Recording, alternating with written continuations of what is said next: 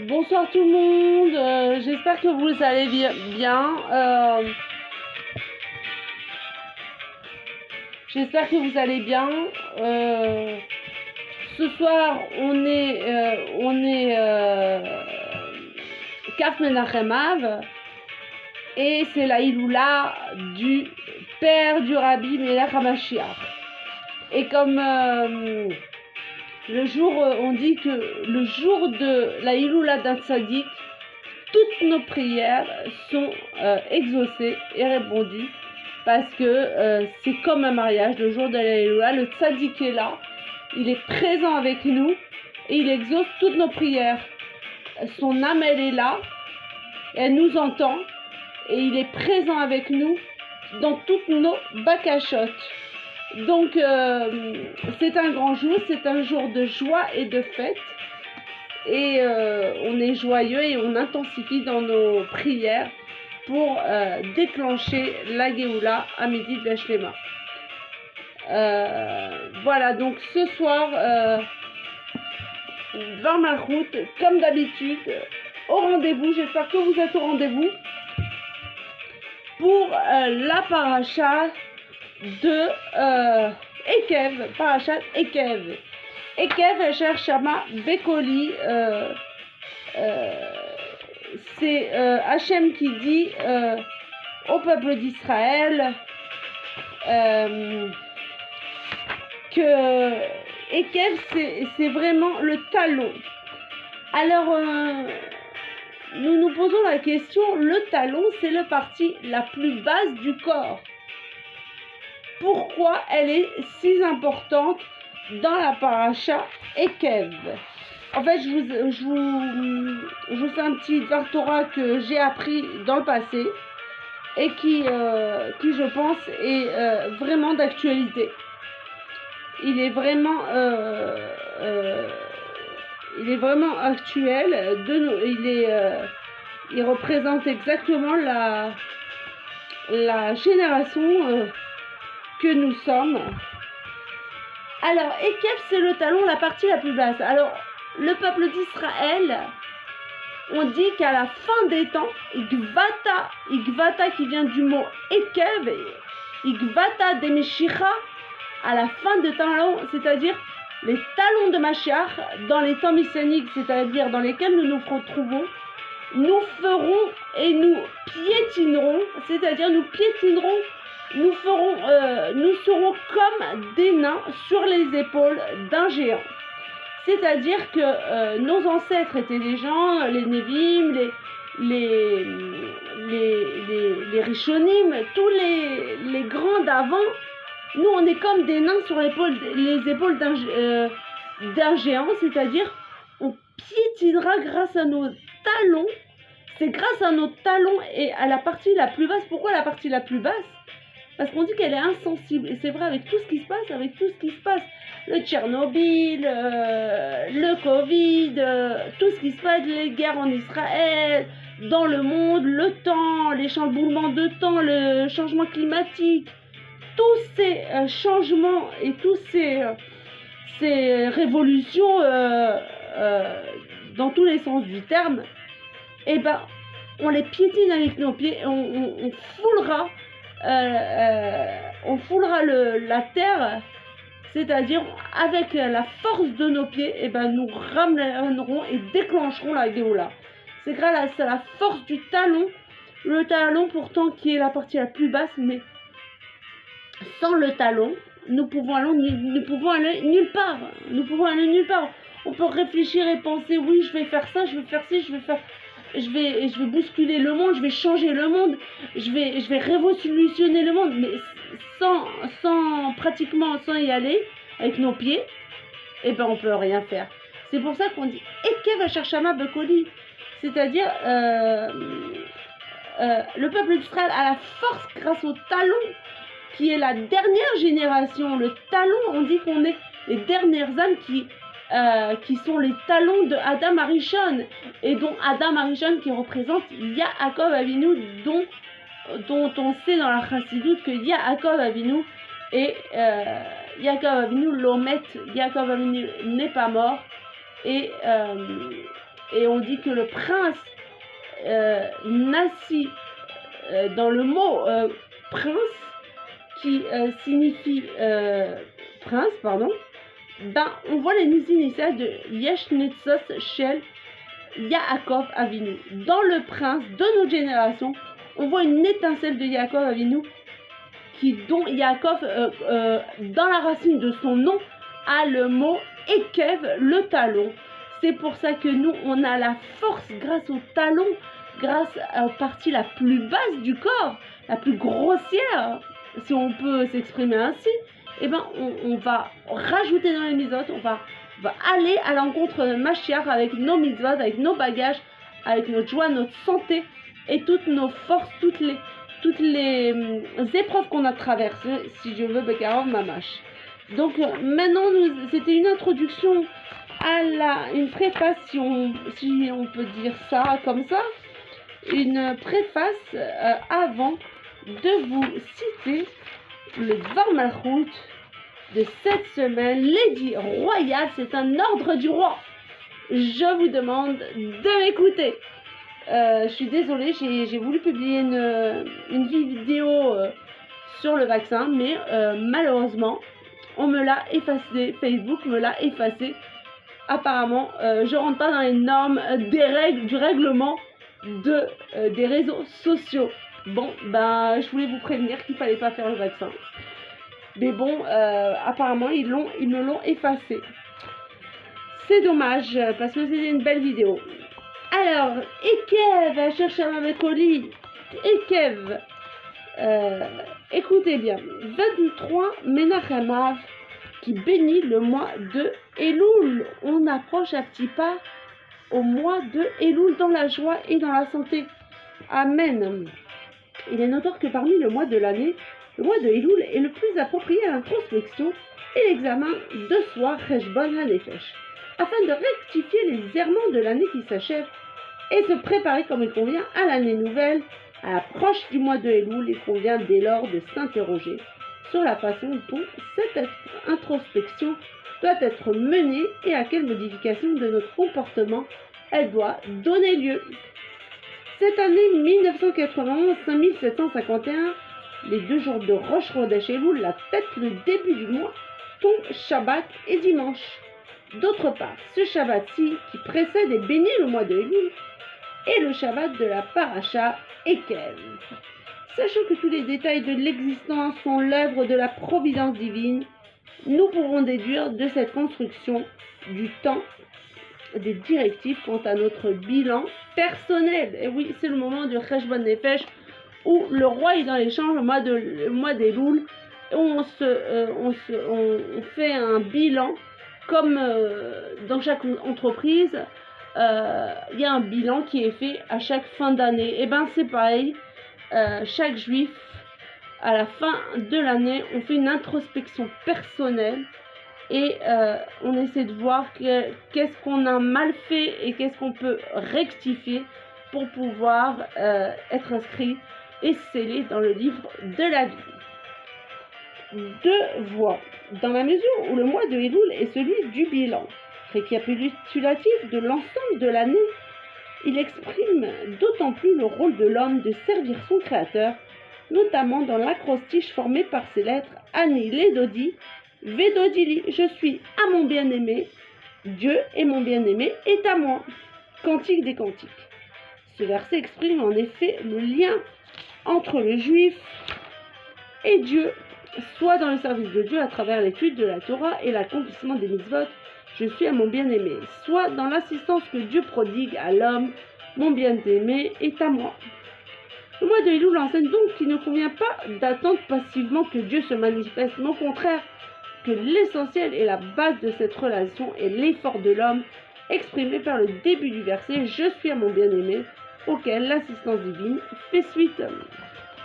J'espère que vous me suivez. On n'est pas à Ekev, dans ma route. Tavshin P. Aleph, pardon, et Renou Niflot. Plaot et Renou. Je vous montrerai des merveilles 2021 avec Kochava. Abonnez-vous. Et si vous aimez mes cours, abonnez-vous et commentez. Voilà, j'ai laissé ouvert les commentaires. Il les critiques constructives, tout ce que vous avez besoin de savoir. Désolé, j'aime pas trop les pubs qui me dérangent. Pardon, petit problème technique, excusez-moi.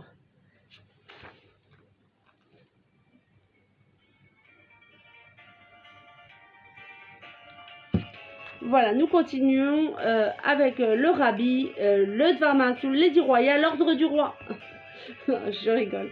Le mois de Elul enseigne donc qu'il ne convient pas d'attendre passivement que Dieu se manifeste, mais au contraire, que l'essentiel et la base de cette relation est l'effort de l'homme, exprimé par le début du verset « Je suis à mon bien-aimé », auquel l'assistance divine fait suite. Eh bien, pour pouvoir initier cet effort, nous recevions déjà une aide d'en haut comme l'influence des 13 attributs de miséricorde divine qui sont révélés pendant le mois de Elul. Nous devons être conscients que là n'est pas l'essentiel. Ce n'est qu'à travers l'accomplissement de notre mission, par nos propres forces, que nous pouvons mériter une manifestation divine qui sont intégrées et perceptibles et d'une plus grande intensité. Mon bien-aimé est à moi. Oula, c'est c'est très rapproché. Ce mois d'Elul, on a une proximité très proche avec Akadosh Baruch Hu, le roi des rois. C'est la raison pour laquelle le nom Elul débute par la lettre Aleph. Cela indique que le travail doit débuter de Aleph, la première lettre, c'est-à-dire le niveau le plus bas, et c'est précisément ainsi qu'il est ensuite possible de progresser vers les niveaux suivants, le Gimel, le Dalet, etc., jusqu'au Tav. Ceci étant établi, nous avons vu que dans la seconde partie du nom Elul, les lettres Vav et Amed, qui font allusion au mot Vedodili, mon bien-aimé est à moi, représentent l'aide que Dieu apporte à l'homme. Cependant, dans la mesure où il s'agit également d'une partie du nom du mois du bilan du service de l'homme, il est clair que cela fait aussi référence à un niveau de ce service. Et où on se renforce, on se rapproche du mois d'Elul, on éveille du mois d'Elul et on rentre dans le Shabbat Mevachim. On écoute l'édit du roi, l'ordre royal. Que fait-on au mois d'Elul et comment s'y prend-on pour pouvoir se faire pardonner de tous les péchés qu'on a commis consciemment ou inconsciemment?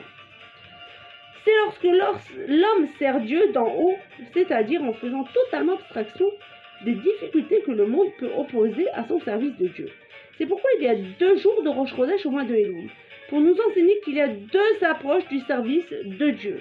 L'une commence le dimanche, c'est-à-dire le premier jour de la semaine, symbolisant la nécessité d'aller en progressant, en s'élevant 2 degrés en degré, du bas vers le haut. L'autre commence le jour du Shabbat, qui transcende la création, symbolisant le fait de ne pas prendre le monde en considération et d'accomplir d'emblée son service de Dieu à la perfection, du haut vers le bas. J'espère que vous me suivez. Dvar Malchut est à l'honneur en avant vers la Géoula avec la paracha et le rabbi à notre tête. Comment le rabbi nous explique cette paracha, c'est tellement profond et intéressant. Venez participer à mon cours. Ces 2 approches du service de Dieu existent depuis la création du monde. En effet, celui-ci fut créé le premier jour, dimanche, pour enseigner à servir Dieu du bas vers le haut. Et d'autre part, les livres de Kabbalah enseignent qu'un Shabbat a précédé la création du monde. Pardesh, Shahar 4, chapitre 7 et autres, dont la perfection a béni et investi les jours de la création, enseignant l'approche du haut vers le bas. C'est un peu très kabbalistique, très profond, mais on rentre dans le vif du sujet pour pouvoir décortiquer la paracha et savoir rentrer dans le monde de la chassidoute, l'arbre de vie, l'arbre de guérison qui nous guérira, et c'est l'antiseptique, comme je l'ai maintes fois répété. C'est un vrai antiseptique, et la péridurale, comme ça on sent pas les douleurs de l'enfantement, quoi. Ces 2 approches se retrouvent chez chaque juif. Le corps fut créé à partir de la terre, et pour le raffiner et l'élever, il est nécessaire de mener un long et profond effort. En revanche, l'âme d'un juif est totalement au-delà des limitations de ce monde, étant une parcelle du divin mamash, concrète comme le dit le Tanya, c'est-à-dire qu'elle garde son caractère divin, même lorsqu'elle est revêtue du corps, ici-bas dans le monde matériel et concret. Et de par les forces de son âme, le juif peut s'affranchir de la nécessité de progresser petit à petit et peut d'emblée exiger de lui-même de servir Dieu à la perfection d'une façon qui relève du Shabbat, d'une façon céleste jusqu'à accomplir des merveilles et toucher à la perfection messianique, le jour qui sera entièrement Shabbat et repos pour la vie éternelle. Fin du traité Tamid. Je poursuis. Il ressort de tout ce qui précède que le juif doit toujours servir Dieu sur deux plans. D'un côté, il doit toujours servir Dieu de façon structurée et ordonnée, en progressant étape par étape. Et cela doit toujours être le cas, même dans des jours aussi élevés que Yom Kippour ou Simchat Torah. Et pour preuve, ces jours sont également intégrés au déroulement de la semaine qui est progressif. D'un autre côté, un juif doit toujours, même les jours profanes, servir Dieu du haut vers le bas. En accomplissant son devoir à la perfection, en puisant dans les forces de son âme le niveau de Shabbat qui est en soi, à l'instar de Shammai qui vivait toute la semaine en fonction du Shabbat, réservant toute nourriture de qualité qu'il trouvait en semaine pour l'honneur du Shabbat. On devrait prendre exemple. D'un point de vue général, on retrouve ces deux niveaux dans deux catégories au sein du peuple juif. Le service divin de certains juifs est essentiellement l'étude de la Torah qui est au-delà du monde, alors que celui de certains autres est axé sur le rapport au monde à travers l'exercice de leur profession. Quel est le plus important? Eh oui, le rabbi va nous expliquer qu'est-ce qui est le plus important. Dans la mesure où, comme nous l'avons dit plus haut, l'essentiel est l'effort du juif. Je suis à mon bien-aimé et l'assistance divine n'intervient que dans un deuxième temps. Aussi en est-il en ce qui concerne les deux approches du service de Dieu. L'essentiel et la base est précisément lorsque l'homme sert Dieu avec sa dimension physique qui l'élève du bas vers le haut. Et ce n'est qu'ensuite que vient le service de Dieu avec son âme. C'est pour cela que parmi les 2 jours de Rosh Chodesh Elul, c'est le second qui est essentiel, alors que le premier est considéré comme faisant encore partie du mois de Av qui précède. On va mettre une musique moins speed si ça vous dérange pas.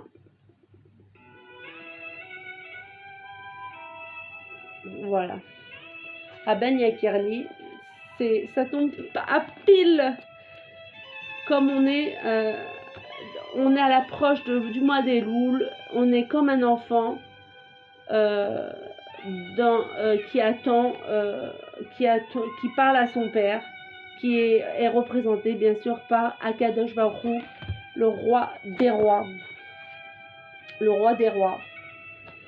Le second jour, qui est le principal, tombe en 5751-1991, en effet, un dimanche. Premier jour de la semaine faisant allusion au service du bas vers le haut. Alors que le premier jour de Rosh Chodesh, qui est secondaire, tombe un Shabbat, qui fait allusion au service du haut vers le bas. La raison à cela est simple.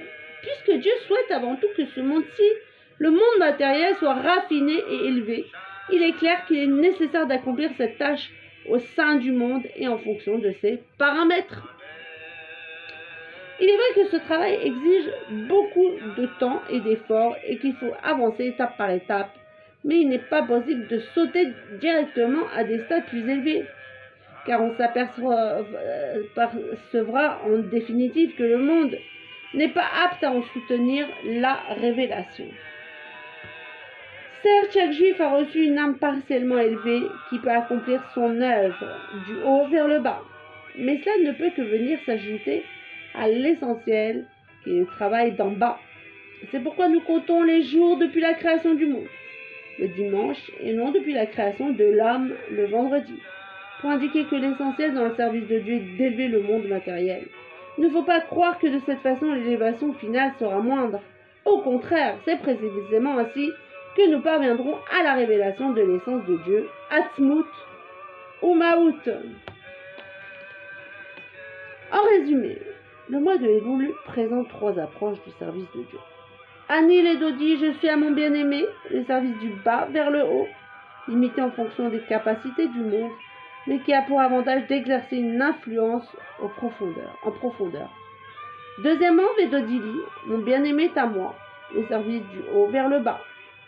Une attitude que rien ne limite, mais qui ne pénètre pas le monde. Et troisièmement, Elul, la conjonction des 2 approches précédentes, de sorte que le service illimité de Dieu pénètre également le monde. C'est fort, hein? Faire le bilan. Nous comprenons maintenant la façon dont il convient d'établir un bilan de soi au cours du mois de Elul. Il faut tout d'abord dresser le bilan de son service de Dieu, du bas vers le haut, savoir combien d'efforts on y a consacré et dans quelle mesure on est parvenu à raffiner son corps et le monde autour de soi. Ensuite, il faut faire le bilan du service du haut vers le bas, qui doit découler de son âme divine. Accomplir les commandements divins sans se soucier des limitations induites par son existence corporelle ou par le monde matériel. Et en plus de cela, il faut savoir que même lorsqu'on parvient à accomplir la volonté du Dieu à la perfection en faisant fi des difficultés, il est nécessaire de faire pénétrer cela dans sa dimension physique et dans le monde entier afin qu'eux aussi servent Dieu parfaitement. J'espère que vous me suivez. Parashat Ekev, Tafshin Pe Aleph, Eren Uniflaot, Mashiachna, on doit se renforcer dans la paracha qui est avant tout une actualité brûlante pour nos frères et sœurs, le peuple d'Israël. Telle est la tâche de chaque juif au mois de Elul.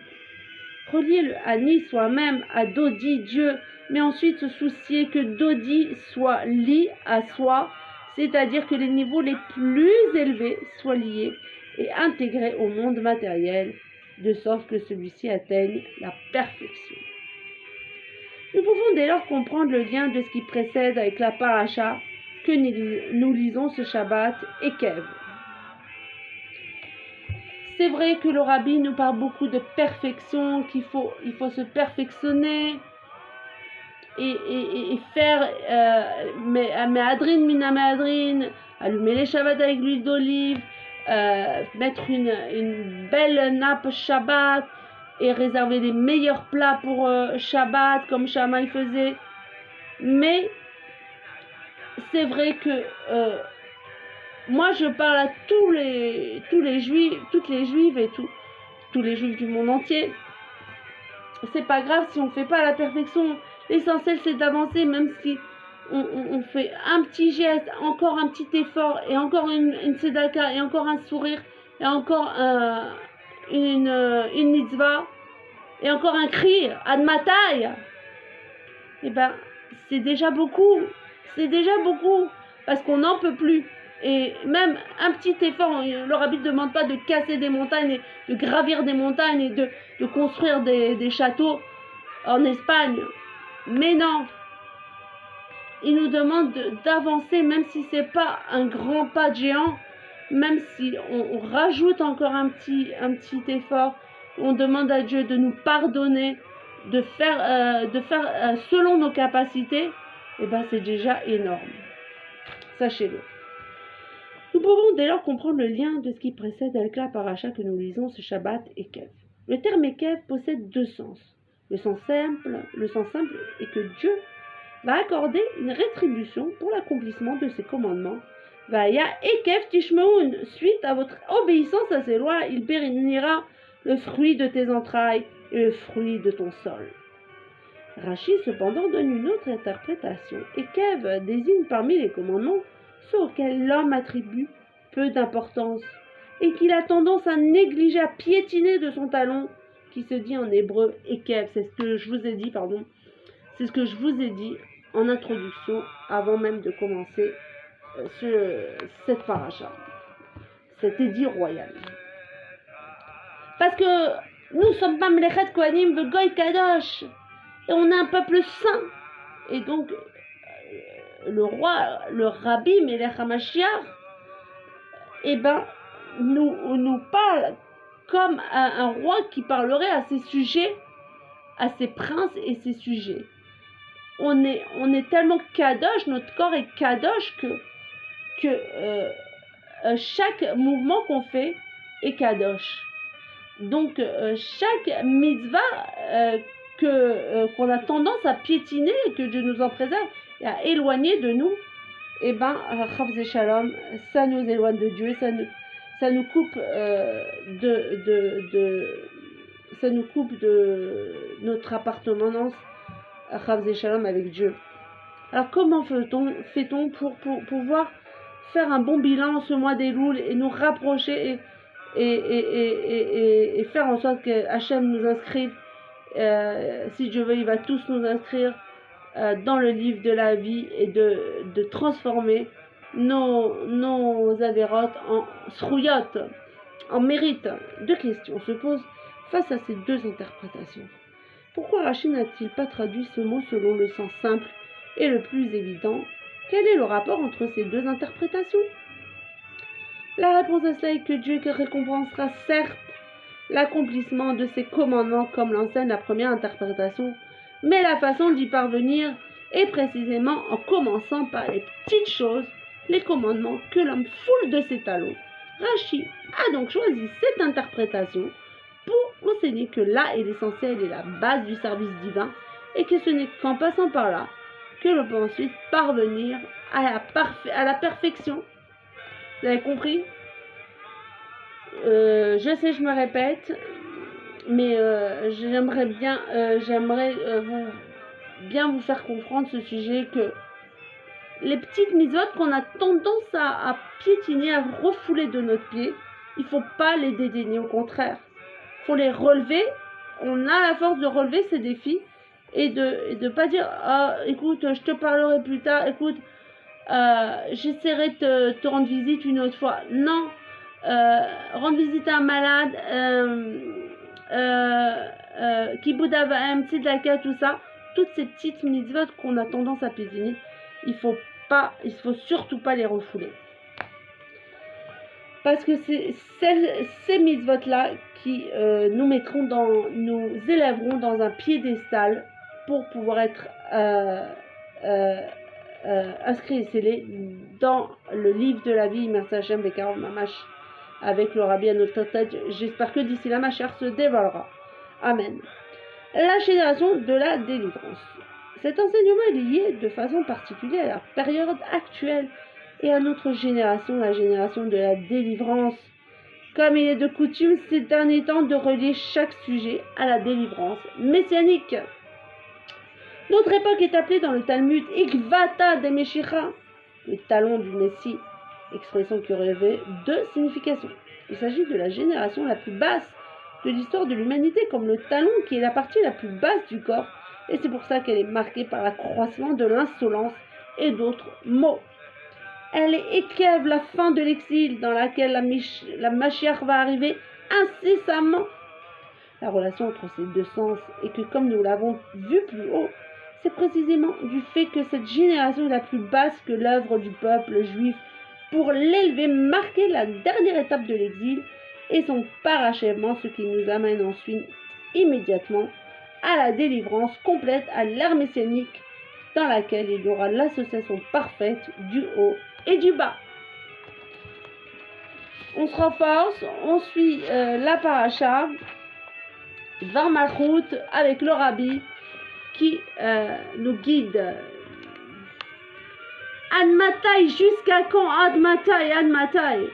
Le bilan auquel un juif doit aujourd'hui parvenir est que d'après tous les comptes et d'après tous les signes que Dieu a inscrits dans sa Torah, la délivrance messianique aurait déjà dû intervenir depuis longtemps. En particulier après les 3 semaines lors desquelles on a étudié les lois relatives à la construction du temple. Nous nous tenons aujourd'hui au Shabbat, qui bénit le mois de Elul, dans lequel le roi Dieu sort au champ et accueille chacun avec joie et bienveillance. Et nous nous trouvons ici au 770 en compagnie de nombreuses dizaines de juifs, nous avons donc le droit et la grande responsabilité de nous écrier, d'exiger de Dieu. Ad Matai, jusqu'à quand Ad Matai, Ad Matai? On n'en peut plus. Moi-même, j'en peux plus. Je suis pas mariée, on a trop de soucis, mais tout ça pour nous rendre méritants. Comme le passouk nous le dit à la fin des Mishnayot, c'est pour nous rendre méritants tout ça. Car en vérité, étant donné que nous avons achevé notre tâche dans cet exil, comment est-il possible que le Mashiach ne vienne pas encore? Il est possible que la raison à cela tienne dans la réponse que le Mashiach a faite au Baal Shem Tov, lorsque celui-ci lui a demandé Matai Katimar, quand viendras-tu, maître? L'Ershia Futsu Mainotecha Chutza. Lorsque tes sources répandront à l'extérieur, ainsi, au fil des époques, les rabbis de Chabad se sont-ils consacrés à la diffusion des sources du Baal Shem Tov aux quatre coins du monde. Et en plus des développements et des approfondissements extraordinaires qui ont été apportés à l'enseignement de la Chassidoute, il y a une diffusion telle que cet enseignement est parvenu à chaque communauté, à chaque cercle du sein, au sein du peuple juif et dans le monde entier. Et depuis que la Chassidoute a été traduite en de nombreuses langues, nous sommes parvenus à une situation où chaque juif sur cette terre, quelle que soit la langue qu'il pratique et le milieu auquel il appartient, est relié potentiellement au moins à la Chassidoute et au sources du Baal Shem Tov, de façon à pouvoir l'étudier par soi-même. Et puisque le Mashiach n'est pas encore venu, il est possible qu'il y ait une catégorie de juifs à laquelle la Chassidoute n'est pas encore parvenue. J'ai pensé qu'il y a en fait une sorte d'écriture dans laquelle la Chassidoute n'avait pas été traduite. Il s'agit de l'écriture en braille, qui permet aux non-voyants de lire un texte en reconnaissant les signes spécifiques à travers le toucher. Et oui, la langue du braille pour les non-voyants et les sourds-muets. Il s'agit là véritablement de diffusion des sources à l'extérieur, car le fait même que l'on n'ait pas encore traduit la Chassidoute en braille, malgré tout ce qui a été fait jusqu'à présent, montre bien qu'il s'agit d'une dimension véritablement extérieure. Le braille a été conquis. Cependant, ces derniers jours, il y a une nouveauté importante.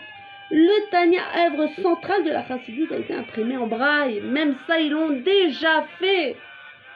Qu'est-ce qu'on attend pour recevoir le Mashiach? Même si le livre n'est pas encore parvenu à tous les non-voyants du monde, le fait même qu'il existe offre à tous les juifs qui ont besoin de ce billet un accès à l'étude de la Chassidoute. En particulier dès lors que ce livre est parvenu en 770, la maison de mon beau-père, le rabbi précédent, à partir de laquelle nous avons eu le mérite de poursuivre son œuvre et qui est à l'origine de la diffusion de la Chassidoute dans le monde entier. Il faut également souligner que le Tanya est appelé la Torah écrite de la Chassidoute, de sorte que toute la Chassidoute est contenue dans ce livre. Concrètement, il faut donc que se fasse immédiatement la délivrance messianique. Alors, les non-voyants guériront de leur infirmité et verront clairement. Midrash Bereshit Rabbah 95. Ils guériront même avant tous ceux qui ont besoin d'une guérison et verront comme tout le monde. Midrash Tehilim 146.8. En outre, il ne sera plus nécessaire de lire lors de l'ère messianique, car le Mashiach enseignera à tous à travers la vision, de sorte que tous verront les sujets profonds de la Chassidoute et n'auront donc pas besoin de les lire comme dans des livres. Que Dieu fasse que grâce à l'étude du Tanya en braille, ils soient immédiatement guéris dans l'instant qui précède la délivrance et qu'ils puissent déjà étudier la Torah dans les meilleures conditions jusqu'à la révélation de la nouvelle Torah qui sortira de moi lors de l'ère messianique. Et l'essentiel est que la délivrance par notre juste Mashiach vienne immédiatement, now, tout de suite, maintenant. Amen, Ken et Ratson. Alors, moi je vais vous rajouter un petit Dvar Torah que j'ai entendu cette semaine et qui m'a beaucoup ému. C'est que dans le mot Mashiach, les initiales du mot, des lettres de Mashiach, c'est Mem qui représente Menachem Mendel, le nom du Rabbi Menachem Mashiach, Shin, Shemo, son nom, Yud qui représente Yosef Yitzhak, Echet Chotno, son beau-père, qui représente le mot Mashiach. Donc, Menachem Mendel, Shemo, Yosef Israël, Chotno, Ken Yehi Ratzon, Mashiach Now, que nous soyons inscrits et scellés, qu'on commence le mois de lutte avec la joie et la santé, la miséricorde, les 13 attributs de miséricorde divine, et que cela se fasse now, immédiatement, tout de suite, Bekarov, Mamash. Je vous dis à la prochaine pour un autre paracha, et je vous embrasse tous. De bonnes nouvelles, bye.